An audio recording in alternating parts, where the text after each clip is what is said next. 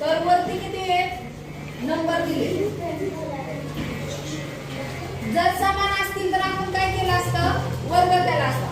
पण इकडे बघा 5 आहेत आणि खाली 3 आहेत. शेवटच्याची आणि शेवटच्याची जोडी लावायची म्हणजे ह्या दोघांचा गुणाकार. त्यानंतर 4 आणि 2 त्या दोघांचा गुणाकार आणि ही 1 2 3 यातील कोण मोठं आहे तर ते मिळवायचे. 3 5 15 4 2 8 आणि आधी 3. आता 15 आणि 8 23 23 आणि 3 26 26 चौरस तयार झाले.